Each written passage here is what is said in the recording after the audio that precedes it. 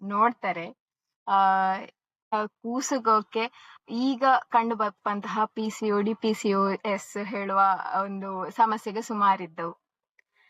ಈ ಎರಡು ಪಿಸಿಒಡಿ ಆಗಲಿ ಪಿಸಿಒಎಸ್ ಆಗಲಿ ಎರಡು ಒಂದೆಯ ಅಥವಾ ವ್ಯತ್ಯಾಸ ಹೇಳ್ರೆ ಎಂತರ ಇದೆ? PCOS, PCOD ಎಲ್ಲ ಆಕ್ಚುಲಿ ಒಂದೇ. Basically Okay. Polycystic ovarian disease ಅಥವಾ ಸಿಂಡ್ರೋಮ್ ಹೇಳಿ. ಅದು ನಾವು ಹ್ಮ್ ಬೇರೆ ಬೇರೆ ಒಂದೇ ಡಿಸೀಸಿಗೆ ಬೇರೆ ಬೇರೆ ಟೈಪ್ ಹೆಸರು ಇರ್ತಲ್ಲ, ಹಂಗೆ ಅಷ್ಟೇ. ಸೊ ಹ್ಮ್ ಇದು ರೈಟ್ ಫ್ರಮ್ ಪೀರಿಯಡ್ ಸ್ಟಾರ್ಟ್ ಆದ ವಯಸ್ಸಿಂದ ಹ್ಮ್ ಒಂದು 40-45 ಇಯರ್ಸ್ ಆ ಏಜ್ ವರೆಗೆ ಕೂಡ ಕಂಟಿನ್ಯೂಸ್ ಆಗಿ ಬಂದುಕೊಂಡಿಪ್ಪಲ್ಲ. ಹ್ಮ್ ಇದು ಡಿಸೀಸ್ ಹೇಳಿ ಅಲ್ಲ, ಒಂದು ಹ್ಮ್ ಬಾಡಿಲಿ ಹಾರ್ಮೋನಲ್ ಇಂಬ್ಯಾಲೆನ್ಸ್ ಅಪ್ಪ ಕಂಡೀಷನ್ PCOD ಹೇಳಿ ಹೇಳುದು. ನಮ್ಮ ಬಾಡಿ ಎಲ್ಲಾ ಆರ್ಗನ್ಸಿನ ಕೆಲಸ ಮಾಡ್ಲೆ ಹ್ಮ್ ಬ್ರೈನ್ ಇಂದ ಕೆಮಿಕಲ್ಸ್ ರಿಲೀಸ್ ಆಯ್ತು, ಸಿಗ್ನಲ್ ಕೊಡ್ಲೆ.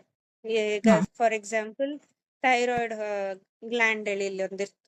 ಸೊ ಅದಕ್ಕೆ ಥೈರಾಯ್ಡ್ ಹಾರ್ಮೋನ್ ಎಲ್ಲ ಸೆಕ್ರೀಟ್ ಮಾಡ್ಲೆ ಹ್ಮ್ ಎಷ್ಟು ಸೆಕ್ರೀಟ್ ಮಾಡಬೇಕು, ಯಾವಾಗ ಸೆಕ್ರೀಟ್ ಮಾಡಬೇಕು, ಹಂಗೆಲ್ಲ ಸಿಗ್ನಲ್ ಬಪ್ಪದು ಬ್ರೈನ್ ಅಂದ.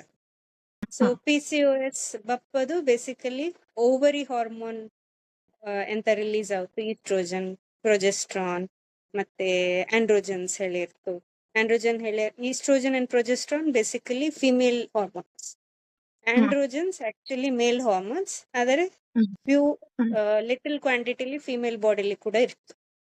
ಸೊ ಹ್ಮ್ ಈ ಮೂರು ಹಾರ್ಮೋನ್ ಅಲ್ಲಿ ಇಂಬ್ಯಾಲೆನ್ಸ್ ಆದಪ್ಪಾಗ ಹ್ಮ್ ಬಪ್ಪ ಕಂಡೀಷನಿಗೆ PCOS ಹೇಳೋದು. ಹ್ಮ್